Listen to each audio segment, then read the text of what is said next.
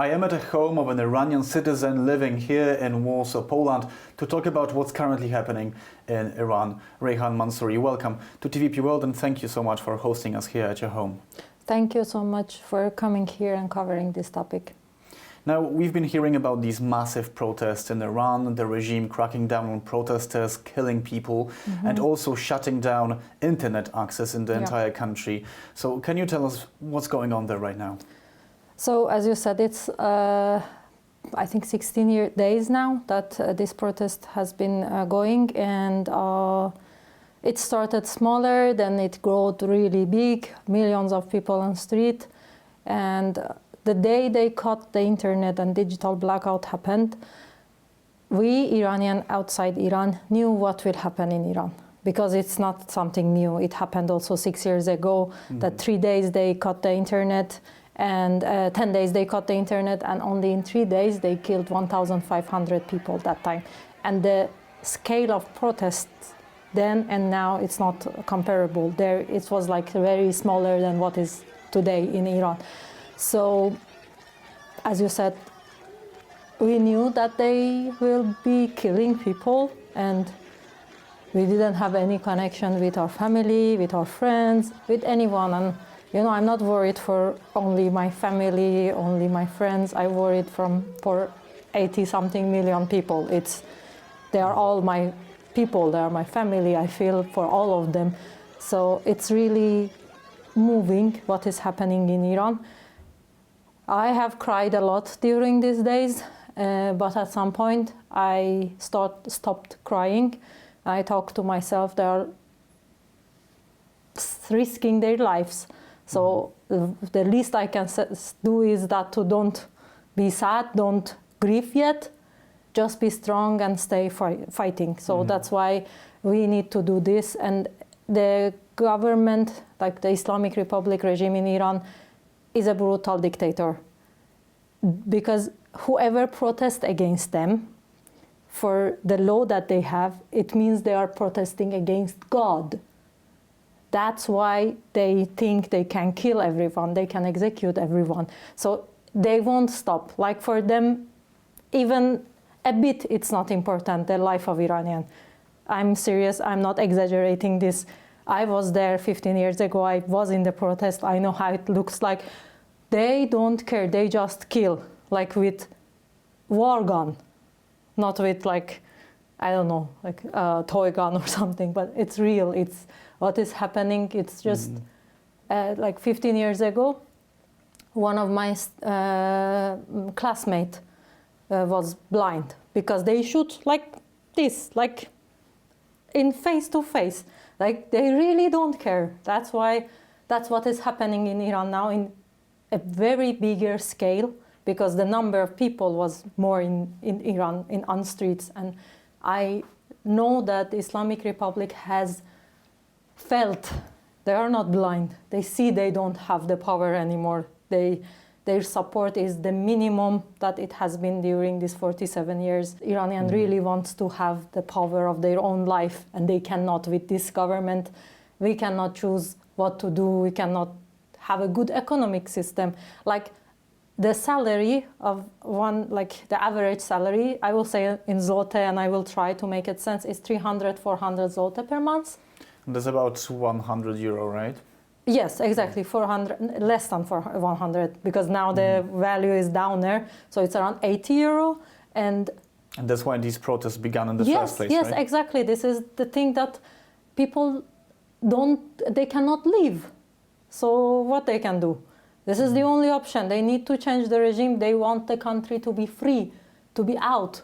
They have no connection with anyone, even without internet blackout.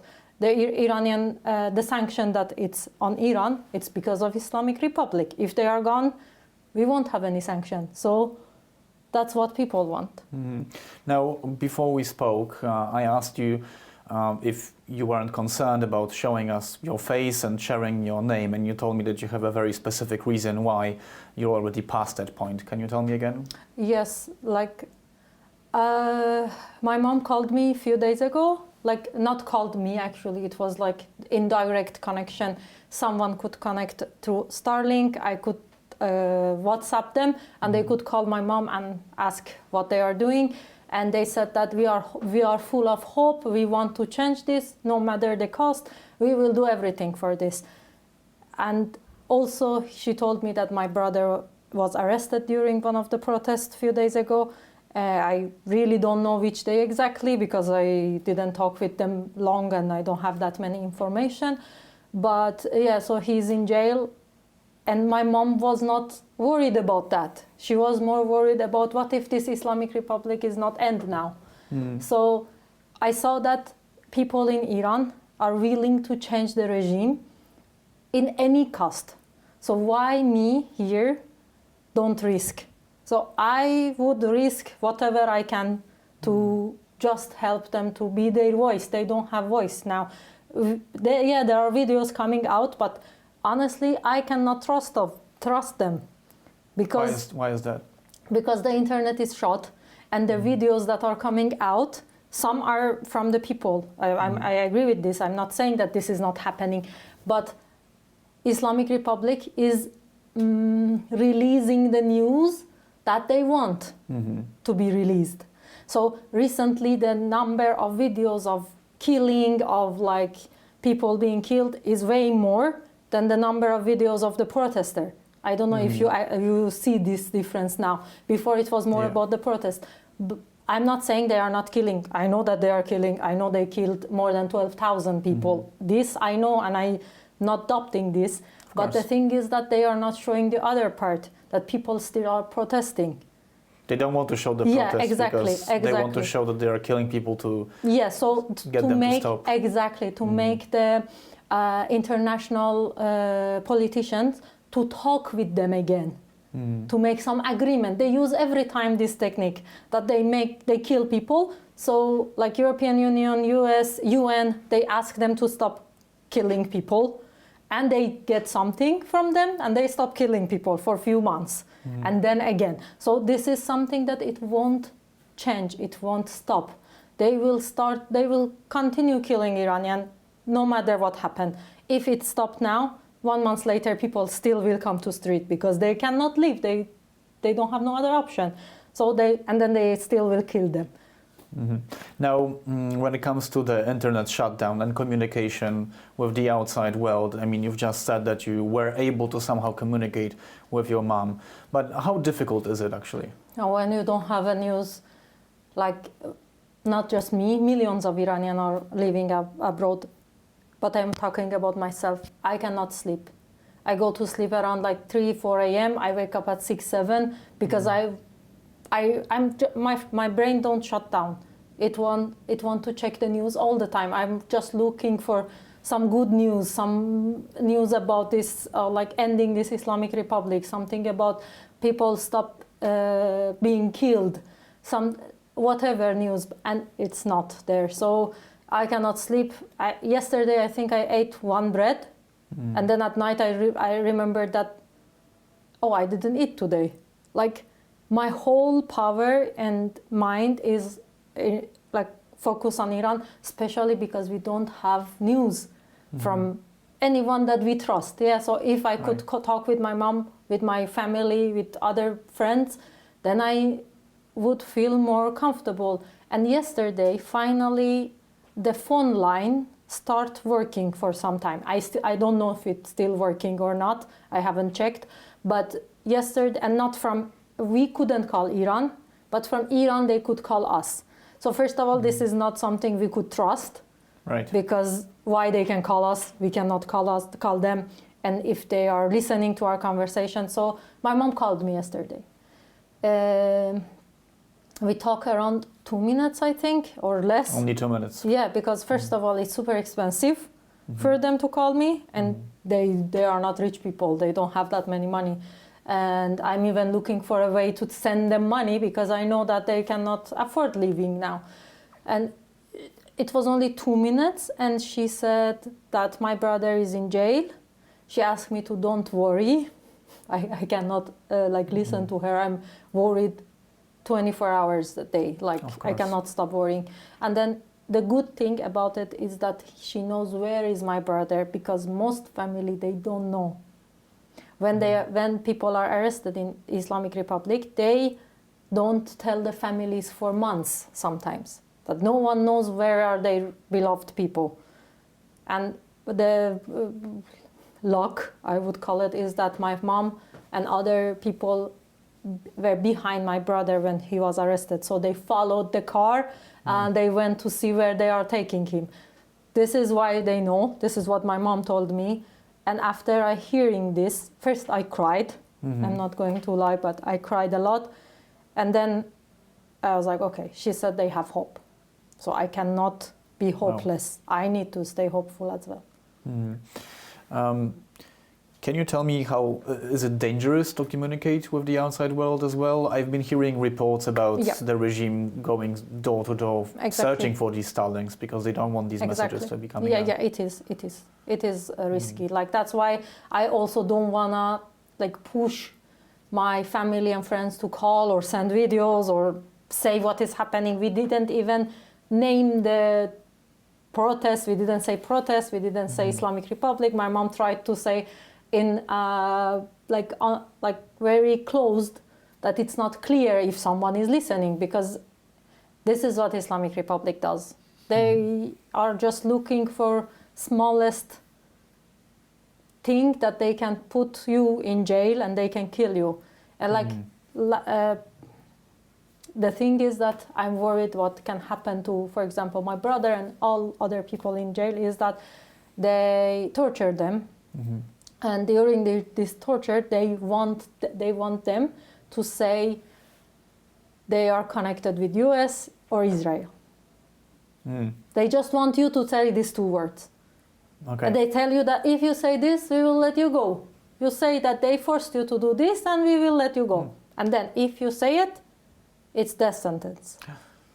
So they are under torture to say, and if they don't say, if they don't say, they will continue torturing them. And if they say, it's chance for being in jail forever or death sentence. Or that's why the only thing we want is to end this regime. It's no other way. It's not the time to talk to them and try to ask them to stop killing people. Okay, like they will kill no matter what you give them, no matter what they give you, they will kill.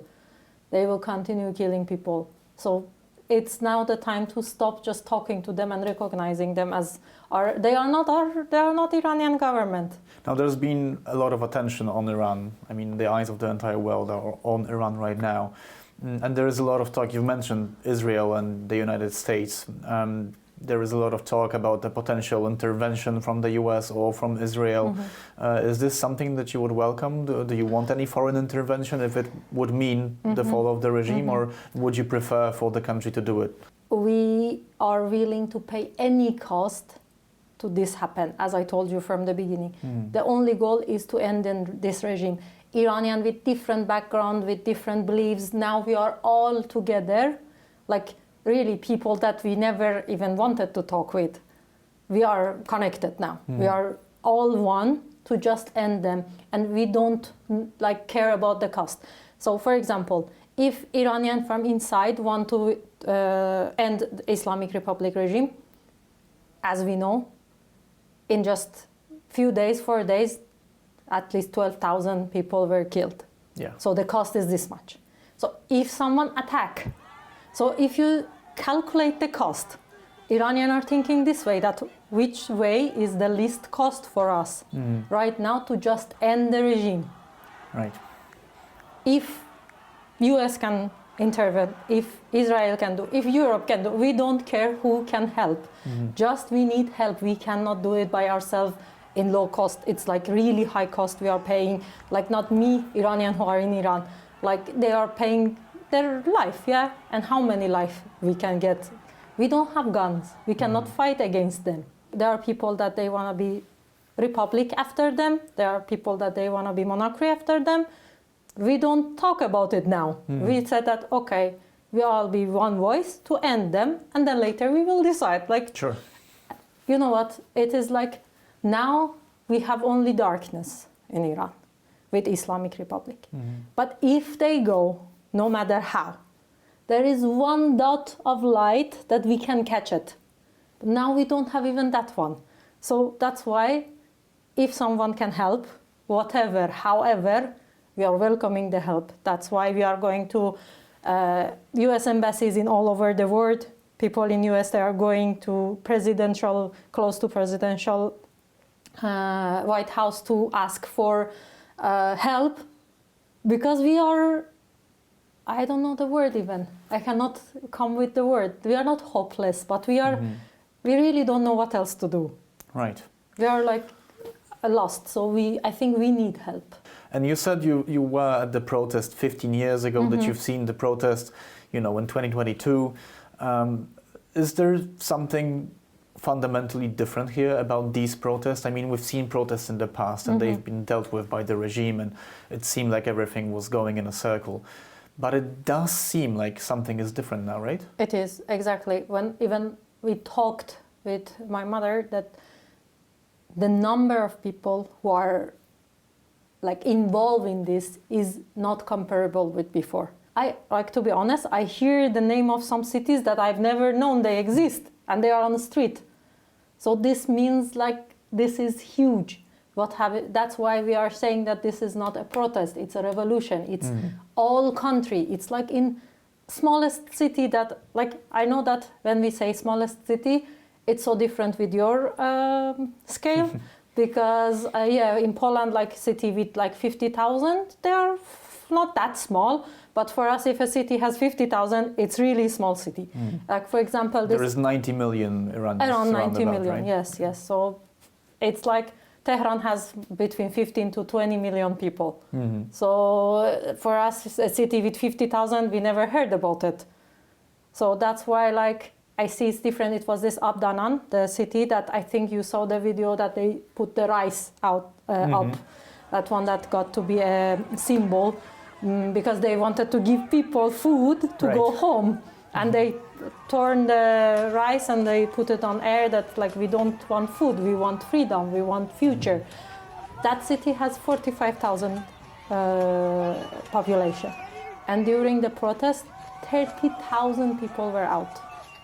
It means everyone except kids and probably elderly.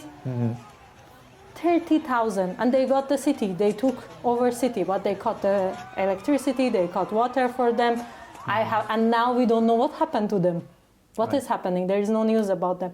So yes, this is a difference. This time people don't have fear of Islamic Republic because they don't have anything to lose anymore. This is the difference. This is the biggest difference. They don't have anything to lose. I told you before we record that last time before the digital blackout, I talked with my mom directly. She told me that her sister asked her why you are going? Don't go, it's dangerous, something can happen to you. And she said to her sister that, sister, I can die from cancer because if I get cancer or any other disease, I don't have money to treat myself, so I will die. So I prefer to go to the street and die. I mean, they are willing to pay this much cost. That's why when I say that the only goal here is to end Islamic Republic, we don't care about the cost really. I'm heartbroken about my brother, but he's not the only one. I'm not only thinking about him. Even if you are not in jail, you are in jail when you live in Iran. Especially women, but also men. It's the same. The pressure is high for everyone. How I felt when I was living in Iran, that every day I was going out, just going out of home, I felt I'm putting handcuffs. I'm putting handcuffs to myself and go out. I felt home is safe, but outside is a jail in Iran. Suffocating, right? Yes, I had this feeling because of Islamic Republic. All of my friends were arrested during life because they didn't have hijab, they were laughing. Now they are not doing that, but they are killing you on the street when you are protesting. Yeah. If the regime falls, do you think you'll come back to your country? Me personally, maybe not, because I really like Poland. I really feel home in Poland. I build a life here and I don't want to leave this life and go to my previous life. Right. But like it has been 3 years, I couldn't go to Iran. So if it's free of this Islamic regime, I will go every year, at least every year. Because you can go to visit right now, right? Yeah, I cannot go because I don't want to risk being arrested in Iran, so I'm not going to go there. But majority of Iranians will go back. I know this for the fact that, like, for example, we have a group of 150 people who is Iranian in Poland, and we are organizing these protests that we want to, like, for supporting Iranian inside Iran, that they live all in Poland, but I would say like 70-80% of them will go back to Iran the day that they are gone, even not waiting for being nice country or something. No, these people leave, they will go back to Iran. If Islamic Republic regime is gone, majority of Iranian will go back to Iran. Even we were talking that we can use this argument for Europe. It's sad argument, but it's a true argument, that you have problem with illegal immigrant that are coming mostly from the countries around Iran. So if Iran has good situation, if Iran doesn't have Islamic Republic in it, instead of coming to Europe, they will go there. So like, help us and Islamic Republic. It's good for all people. Ukrainian president said something, tweet something a few days ago, or it was yesterday, I don't know, that he said this, that Iranians are not only fighting for Iran, they're fighting for all world, because this government, this regime is supporting every mess that is happening in the world. It's behind every mess. Last but not least, I want to ask you, if you could say something to your brother right now, imagine if he can hear you. If he can hear you, what would you say to him? I don't know. You don't have to say, it's okay. I'm sorry if I will. you don't want to. I'm so proud of him. I'm really proud of you. He was arrested when he was 14 years old, first time. Now he is 32. He was a kid, and he was tortured that time. And he lost it. After he came out of that jail, he went to drugs. And we tried like everything. And finally, it's like now for 5 years that he has been clean, he's working, he built his life, he has his girlfriend, and I cannot stop talking about her, how she is feeling. I'm so proud of him. I cannot stop hearing his voice. That last time he called me before the blackout, and he said that we are safe, we are back home, we will go tomorrow also. And that's all. And I cannot stop hearing this. It's all the time in my ear. So I'm unimaginably proud of him. And I'm sure he will be proud of you, because you're very brave as well. Thank you so much for speaking with us. Thank you. Thank you so much. Thank you. This was Reyhane Mansouri, an Iranian living in Warsaw, talking about what's happening there right now. You're watching TVP World. My name is Kazimierz Łysiak.